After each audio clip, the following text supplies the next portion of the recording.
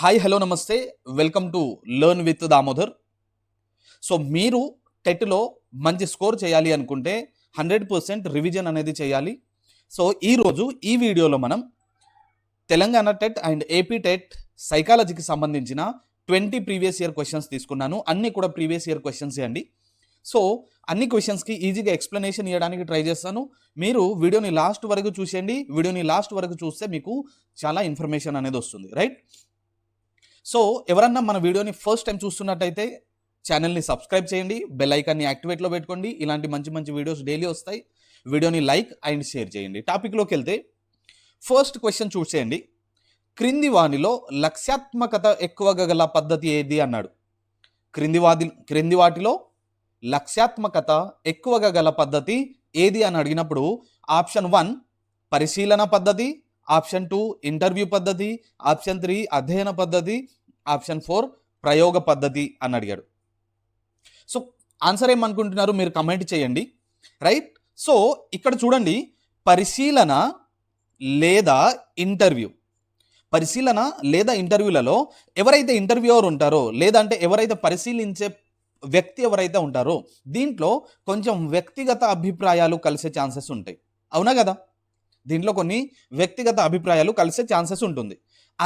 ఇప్పుడు అధ్యయన పద్ధతి ఉంది అనుకుందాం, ఒక వ్యక్తి అధ్యయనం చేస్తున్నాడు, దీంట్లో కూడా కొంత వ్యక్తిగత ఇన్ఫర్మేషన్ అనేది కలిసే ఛాన్సెస్ ఉంటుంది. కాబట్టి ప్రయోగ పద్ధతి అనేది కరెక్ట్ ఆన్సర్ నాన్న.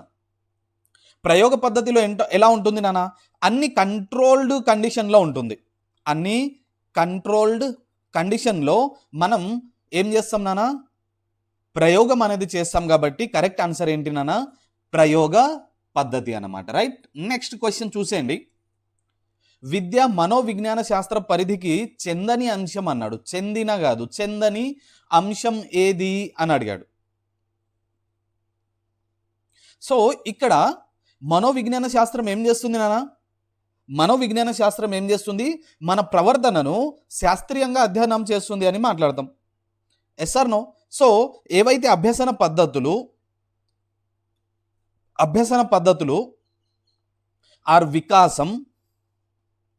ఆర్ వికాసం ఇవన్నీ దేని కిందికి వస్తాయి నాన్న? విద్య మనోవిజ్ఞాన శాస్త్రం కిందికి వస్తాయి. Yes or no? కానీ తత్వశాస్త్రం అంటే ఏంటి? Philosophy. Yes or no? So తత్వశాస్త్రం అంటే ఏంటి? ఫిలాసఫీ. ఇది కొన్ని విలువల గురించి బోధన చేస్తుంది, విలువల గురించి టీచింగ్ చేస్తుందని మీకు తెలుసు.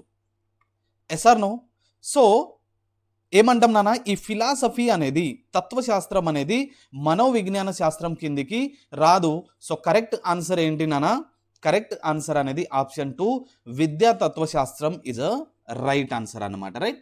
సో నెక్స్ట్ థర్డ్ క్వశ్చన్ చూసేయండి. ఇవన్నీ ప్రీవియస్ ఇయర్ క్వశ్చన్స్ అండి. ఇలాంటి మంచి మంచి క్వశ్చన్స్ కోసం మన ఛానల్ని సబ్స్క్రైబ్ చేయండి, రైట్? సో వికాసం, డెవలప్మెంట్,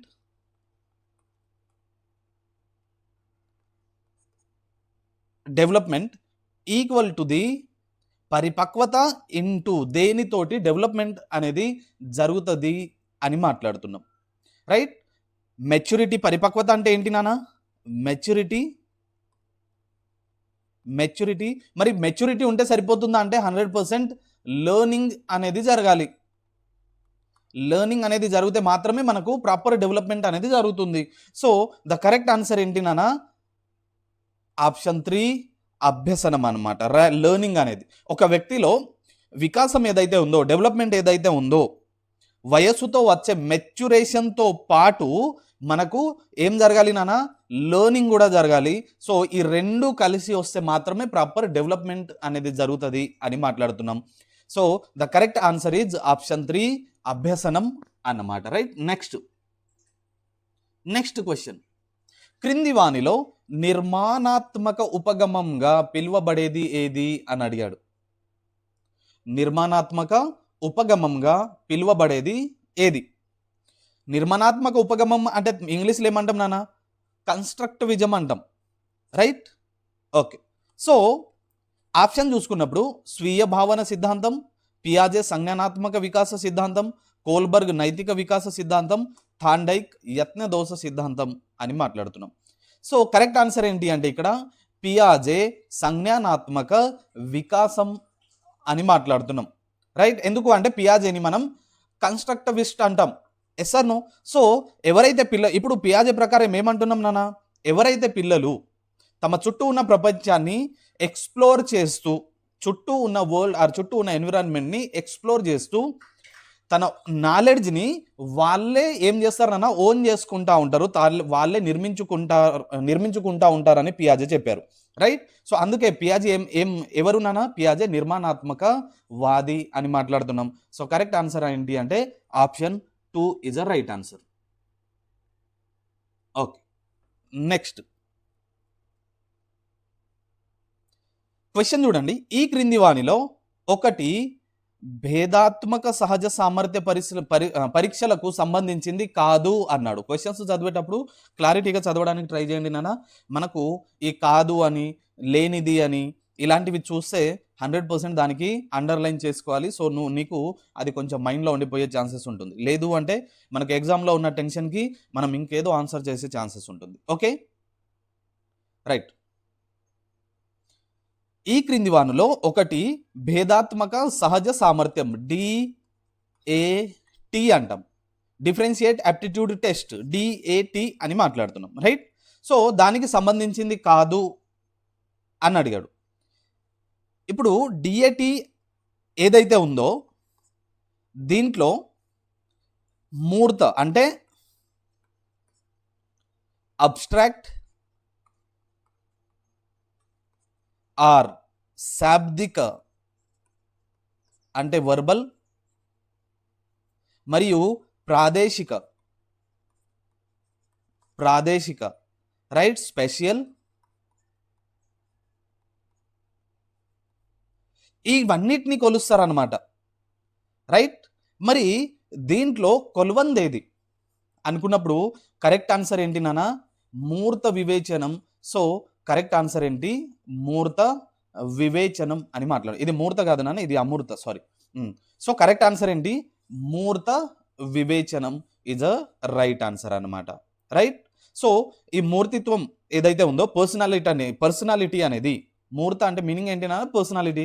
సో ఈ పర్సనాలిటీ అనేది ఒక స్వభావం, వ్యక్తి యొక్క స్వభావం. అది రీజనింగ్ ఆర్ మెజర్మెంట్ కిందికి రాదు, రీజనింగ్ కిందికి రాదు, పరీక్షల కిందికి రాదు అని మాట్లాడుతున్నాం. Right, so next 6th question చూసేయండి.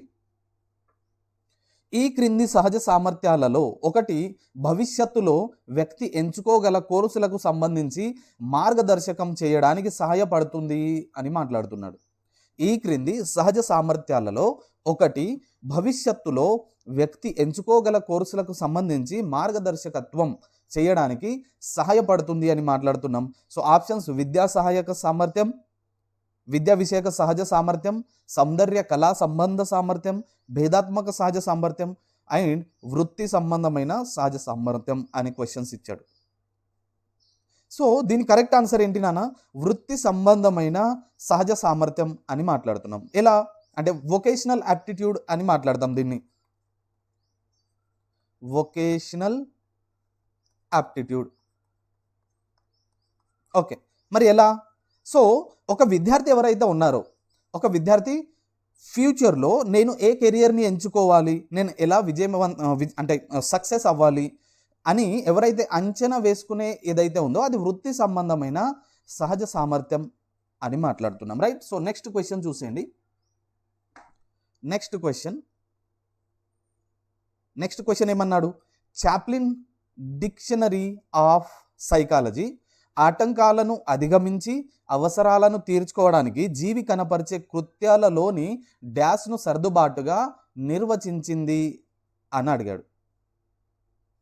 రైట్, సో ఆటంకాలను అధిగమించి అవసరాలను తీర్చుకోవడానికి జీవి కనపరిచే కృత్యం ఏది అని అడిగాడు. సో ఆప్షన్స్ ఇచ్చినప్పుడు ప్రజ్ఞ, వైవిధ్యాలు, అభ్యసన, సంఘర్షణ అని మాట్లాడుతున్నాం.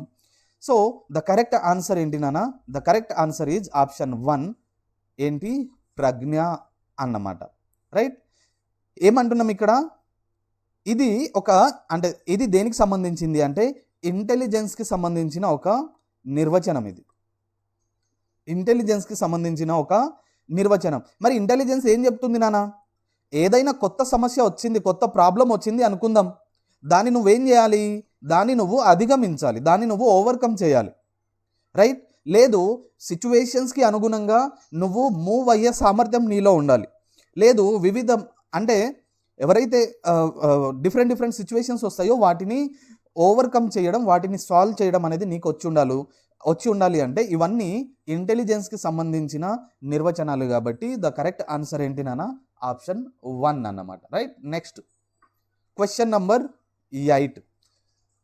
క్వశ్చన్ నంబర్ 8 ఏమంటున్నాడు, క్రింది వాటిలో సరికాని జత ఏది అని అడిగాడు. క్వశ్చన్ నంబర్ 8, క్రింది వాటిలో సరికాని జత ఏది అన్నాడు. సరి అయినది కాదు, సరికానిది అన్నాడు. ఆప్షన్ చూసుకున్నప్పుడు ఎల్ థర్స్టన్ 7 రకాల మానసిక సామర్థ్యాలు అని మాట్లాడుతున్నాం. గార్డెనర్ 8 రకాల ప్రజ్ఞాంశాలు అని మాట్లాడుతున్నాం. స్పియర్మన్ 3 కారకాల సిద్ధాంతం అని మాట్లాడుతున్నాం. థాండైక్ బహుకారక సిద్ధాంతం అని మాట్లాడుతున్నాం. సో కరెక్ట్ ఆన్సర్ ఏంటి, కరెక్ట్ ఆన్సర్ స్పియర్మన్ 3 కారకాల సిద్ధాంతం నాన్న. అంటే సరికాని జత అన్నాడు కాబట్టి స్పియర్మన్ 3 కారకాల సిద్ధాంతం అనేది కరెక్ట్ కాదు. మరి స్పియర్మన్ ఎన్ని కారకాల సిద్ధాంతం చెప్పాడు నాన్న, 2 ఫ్యాక్టర్ థియరీ. ఎన్ని 2 ఫ్యాక్టర్ థియరీ చెప్పాడు, 3 కాదు, ఇది 2 ఫ్యాక్టర్ థియరీ చెప్పాడు కాబట్టి ఇది రాంగ్ ఆన్సర్, అంటే కరెక్ట్ ఆన్సర్ అనమాట, ఎందుకంటే సరికాని జత అడిగాడు కాబట్టి. నెక్స్ట్ 9th క్వశ్చన్, బాధాకరమైన అనుభవాలను అచేతనలోకి నెట్టివేయడం ద్వారా మర్చిపోవడం అనేది ఈ రకమైన రక్షక తంత్రానికి చెందింది అని అడిగాడు. నీకు ఏవైతే సాడ్ మెమరీస్ ఏవైతే ఉన్నాయో వాటిని నువ్వు మర్చిపోవడానికి ట్రై చేయడం, రైట్. సో ఇది ఏ రక్షక తంత్రానికి చెందింది అని మాట్లాడాడు. సో కరెక్ట్ ఆన్సర్ ఏంటి అంటే ఆప్షన్ చూసుకున్నప్పుడు విస్థాపనం, ఉదత్తీకరణ, దమనం, ప్రతిగమనం. సో కరెక్ట్ ఆన్సర్ అనేది ఆప్షన్ 3 దమనం అన్నమాట, రైట్. సో మనకు నచ్చనిది దమనం అంటే ఇంగ్లీష్లో ఏమంటాం నాన్న, రిప్రెషన్ అంటాం. ఓకే, సో మనకు నచ్చని ఏదైతే విషయాలు ఉన్నాయో, మనకు నచ్చని లేదా బాధ కలిగించే విషయాలు ఏవైతే ఉన్నాయో మనము ఫోర్స్ఫుల్లీ బలవంతంగా మర్చిపోవడానికి ట్రై చేయడం, మర్చిపోవడాన్ని దాన్ని మనం దమనం అంటాం. ఇది ఒక రక్షక తంత్రం అన్నమాట, రైట్. నెక్స్ట్ 10th క్వశ్చన్, అభ్యసనం గురించి ఏమంటున్నాం నాన్న, అభ్యసనం గురించి ఒక సరైన ప్రవచనం అని మాట్లాడుతున్నాం. అభ్యసనం గురించి ఒక సరైన ప్రవచనం ఏది, అభ్యసనం ఒక ప్రక్రియ, ఫలితం కాదు. అభ్యసనం అంటే ఫలితం మాత్రమే, ప్రక్రియ కాదు. అభ్యసనం అంటే తాత్కాలిక మార్పు, అభ్యసనానికి పరిపక్వతతో సంబంధం లేదు అని అడిగాడు. సో కరెక్ట్ ఆన్సర్ ఏంటి అంటే అభ్యసనం ఒక ప్రక్రియ, ఫలితం కాదు. Option 1 is a right answer అనమాట. మరి ఎందుకు అనుకున్నప్పుడు అభ్యసనం అనేది ఒక ప్రవర్తనలో మార్పు తీసుకురావడానికి జరిగే ఒక నిరంతర ప్రక్రియ అన్నమాట. ఇది ఎస్ఆర్ నో, ఇది ఒక కంటిన్యూస్ ప్రక్రియ. ఇది ఎస్ఆర్ నో, ఇది కేవలం పరీక్షల్లో వచ్చే మార్కులో లేదంటే ఇంకేదో కాదు కదా ఫలితం, రిజల్ట్స్ అనేది కాదు. కాబట్టి అభ్యసనం అనేది ఏంటి, ఒక ప్రక్రియ, ఇది కంటిన్యూస్ ప్రక్రియ ఇది, కానీ ఒక రిజల్ట్ అనేది కాదు అని మాట్లాడుతున్నాం, right. Next 11th question, photography మీద ఇష్టం ఉన్న విద్యార్థి తప్పనిసరిగా, ఇది ఇష్టం కాదు నాన్న, ఇష్టం, తప్పనిసరిగా ఇష్టం లేని గణితం లేదా జీవశాస్త్రంలో ఏదో ఒకటి ఎంచుకోవాల్సి వచ్చింది. ఇది ఈ క్రింది సంఘర్షణ రకానికి చెందింది అని అంటున్నాడు. అంటే ఇక్కడ ఏంటి, రెండిటిలో ఒక దాన్ని ఎంచుకోవాల్సి వచ్చింది కానీ రెండు ఇష్టం లేదు ఆయనకి. దీని కరెక్ట్ ఆన్సర్ ఏంటి, ఆప్షన్స్ చూసుకున్నప్పుడు ఉపగమ పరిహార, ద్వి ఉపగమ పరిహార. సో కరెక్ట్ ఆన్సర్ ఏంటి అంటే పరిహార అన్నమాట. సపోజ్ ఎగ్జాంపుల్కి ఒక ఎగ్జాంపుల్ తీసుకున్నప్పుడు ఇక్కడ ఏం చెప్పాడు, మ్యాథ్స్ అన్నాడు, రైట్, బయో అన్నాడు. ఈ మ్యాథ్స్ అండ్ బయో రెండు ఆయనకి ఇష్టం లేవు, రెండు కూడా ఆయనకు నచ్చట్లేదు. సో ఈ రెండు కూడా ప్రతికూల అంశాలు, అంటే నెగిటివ్ మ్యాటర్స్ అన్నమాట. సో ఈ రెండిటిలో ఏదో ఒకటి ఎంచుకోవాలి కాబట్టి ఇది పరిహార సంఘర్షణకు సంబంధించింది, ఎందుకంటే రెండు కూడా ఇష్టం లేదు కాబట్టి. Right. Next 12th question. 12th question చూసండి. అభ్యసనాన్ని ప్రభావితం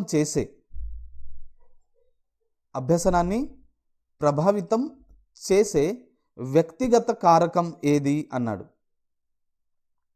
అభ్యసనాన్ని ప్రభావితం చేసే వ్యక్తిగత కారకం. సో ఆప్షన్ చూసుకున్నప్పుడు సహజ సామర్థ్యం, గృహ వాతావరణ, పాఠ్య ప్రణాళిక, అభ్యసనాంశ కఠిన స్థాయి అని అడిగాడు. సో కరెక్ట్ ఆన్సర్ ఏంటి నాన్న? సహజ సామర్థ్యం. నీ అభ్యసనాన్ని ఏది ఎక్కువగా ప్రభావితం చేస్తుంది? రైట్.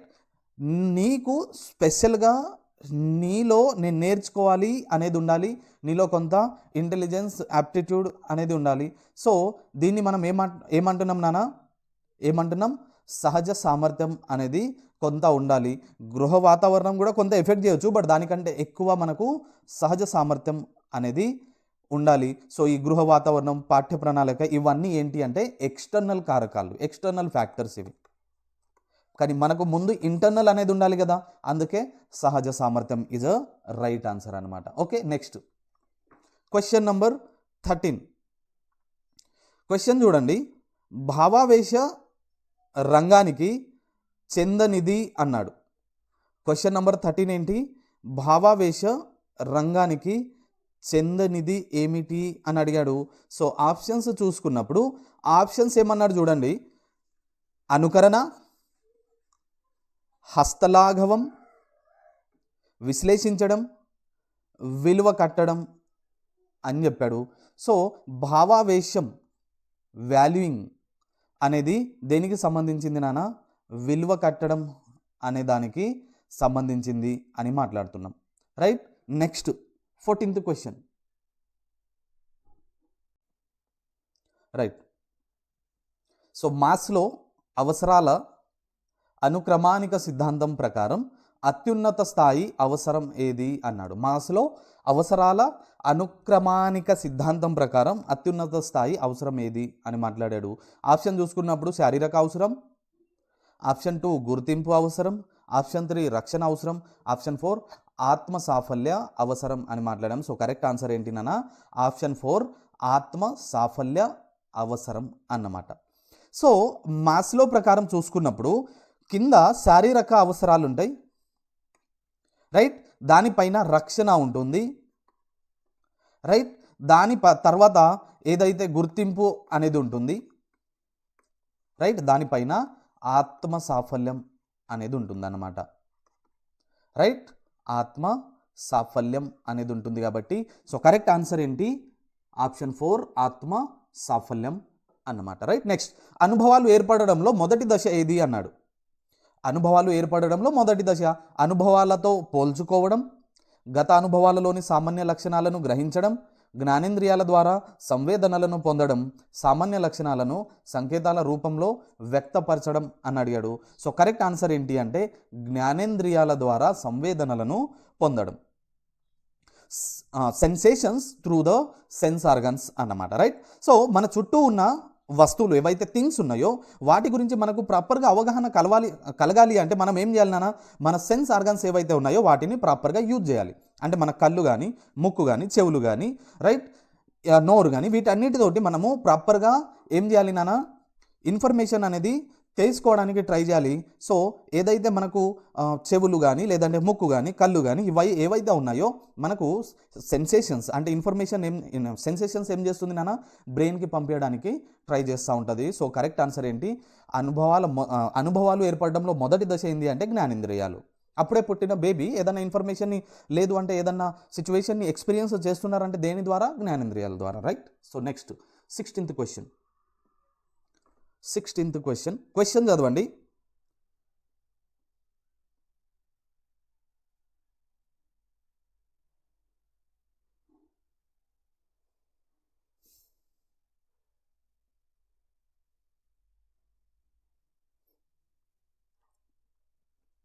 క్రింది వానిలో ప్రత్యక్ష లక్షణం కానిది ఏది అన్నాడు. క్రింది వానిలో ప్రత్యక్ష లక్షణం కానిది, రైట్. సో క్రింది వానిలో ప్రత్యక్ష లక్షణం కానిది అన్నప్పుడు ప్రత్యక్షం సంవేదనలపై ఆధారపడి ఉంటుంది, ప్రత్యక్షానికి నిశితమైన పరిశీలన ఉంటుంది, ప్రత్యక్షంను నేరుగా నిర్ధారించగలము, రైట్. ప్రత్యక్షంలో అవధానం, ఆలోచనలు ఇమిడి ఉంటాయి అని అడిగాడు. సో కరెక్ట్ ఆన్సర్ ఏంటి అంటే ప్రత్యక్షంను నేరుగా నిర్ధారించగలము అని ఆప్షన్ ఇచ్చాడు, రైట్. సో ప్రత్యక్షం ఆర్ పర్సెప్షన్ ఏదైతే ఉందో ఇది ఒక ఫ్యాక్చువల్ క్యారెక్టర్ అన్నమాట. ఇది సంవేదనలపై ఆధారపడి ఉంటుంది, రైట్. నిశిత పరిశీలన ఉంటుంది దీంట్లో. ఇక్కడ కానిది అన్నాడు కాబట్టి చూడాలి. నిశిత పరిశీలన ఉంటుంది ప్లస్ అవధానం, ఆలోచనలు అన్నీ ఇమిడి ఉంటాయి కాబట్టి సో కరెక్ట్ ఆన్సర్ ఏంటి నాన్న? ఆప్షన్ 3 అనమాట, రైట్. నెక్స్ట్ 17th క్వశ్చన్ చూసేయండి. 17th క్వశ్చన్ చదవండి ఒకసారి. బాల్ బ్యాడ్మింటన్ నేర్చుకున్న ఒక విద్యార్థి షటిల్ బ్యాడ్మింటన్ అభ్యసించేటప్పుడు కనిపించే అభ్యసన బదలాయింపు ఏది అన్నాడు. బాల్ బ్యాడ్మింటన్ నేర్చుకున్న ఒక వ్యక్తి షటిల్ బ్యాడ్మింటన్ అభ్యసించేటప్పుడు కనిపించే అభ్యసన బదలాయింపు ఆప్షన్స్ అనుకూల బదలాయింపు, ప్రతికూల, శూన్య ఆర్ ద్విపార్శ్వ అని అడిగాడు. సో కరెక్ట్ ఆన్సర్ ఏంటి అంటే అనుకూల బదలాయింపు, పాజిటివ్ ట్రాన్స్ఫర్ అన్నమాట. మరి పాజిటివ్ ట్రాన్స్ఫర్ ఏముంటుంది అంటే గతంలో నేర్చుకున్న అంటే ప్రీవియస్లీ నేర్చుకున్న నైపుణ్యం, స్కిల్ ఏదైతే ఉందో అది కొత్త విషయాన్ని నేర్చుకోవడానికి హెల్ప్ అయితే దాన్ని మనం పాజిటివ్ ట్రాన్స్ఫర్ అంటాం. సో ఇక్కడ చూసుకున్నప్పుడు బాల్ బ్యాడ్మింటన్ ఆల్రెడీ నేర్చుకున్నాడు. సో రెండు బ్యాడ్మింటన్సే కాబట్టి షటిల్ బ్యాడ్మింటన్ నేర్చుకోవడం అనేది ఆ అబ్బాయికి చాలా ఈజీ అయింది కాబట్టి అది పాజిటివ్ ట్రాన్స్ఫర్ కిందకి వస్తుంది అనమాట, రైట్. Next 18th question. సరికాని జతను గుర్తించండి. శిక్షణ సిద్ధాంతాన్ని ఇచ్చింది బ్రూనర్ అని ఇచ్చాడు, శాస్త్రీయ నిబంధన స్కిన్నర్ అని ఇచ్చాడు, అంతర్దృష్టి అభ్యసనం కోహ్లర్ అని ఇచ్చాడు, సంజ్ఞానాత్మక అభివృద్ధి పియాజే అని ఇచ్చాడు. సో కరెక్ట్ ఆన్సర్ ఏంటి? ఇక్కడ సరికాని జతను అన్నాడు కాబట్టి ద కరెక్ట్ ఆన్సర్ ఏంటి అంటే స్కిన్నర్ శాస్త్రీయ నిబంధన అని మాట్లాడుతున్నాం. మరి శాస్త్రీయ నిబంధనని ఇచ్చింది ఎవరు? స్కిన్నర్ కాదు నాన్న, పావ్లోవ్ ఇచ్చాడనమాట. సో శాస్త్రీయ నిబంధనని ఇచ్చింది ఎవరు? పావ్లోవ్. స్కిన్నర్ ఎవరు అంటే మరి కార్యసాధక నిబంధన,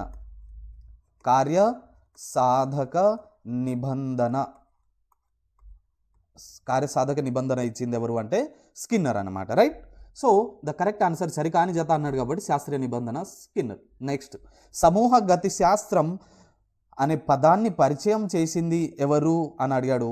ఆప్షన్ చూసుకున్నప్పుడు Koffka, Bandura, Kurt Lewin, Carl Roger. So correct answer ఏంటి అంటే సమూహ గతి శాస్త్రం అనే పదాన్ని ఇచ్చింది కార్ల్ రోజర్ అన్నమాట, రైట్. Next question number 20. దీక్ష. ఈ దీక్ష ఏదైతే ఉందో దీన్ని విస్తరించుము అని అడిగాడు.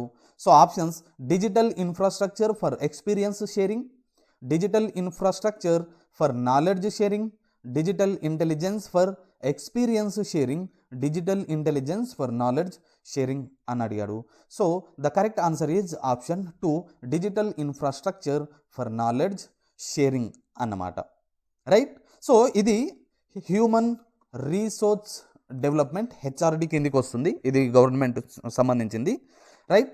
ఇది NCF 2017 దీన్ని రూపొందించింది. అంటే ఉపాధ్యాయులు కానీ లేదంటే స్టూడెంట్స్ కానీ డిజిటల్ లెర్నింగ్ కోసం ఇది యూజ్ అవుతుంది అని మాట్లాడుతున్నాం, ఓకే. సో ఇవి అండి ఈరోజు 20 క్వశ్చన్స్. సో క్వశ్చన్స్ మీకు నచ్చాయి అనుకుంటున్నాను. ఇలాంటి మంచి మంచి టాపిక్స్ కోసం మన యూట్యూబ్ ఛానల్ని సబ్స్క్రైబ్ చేయండి. ఈ రోజు నుంచి మనకు టెట్ ఎగ్జామ్స్ అయిపోయి వీడియోని లైక్ చేయండి అండ్ ఫ్రెండ్స్ తోటి షేర్ చేయండి. వీడియోని లాస్ట్ వరకు చూసినందుకు థ్యాంక్ యూ సో మచ్.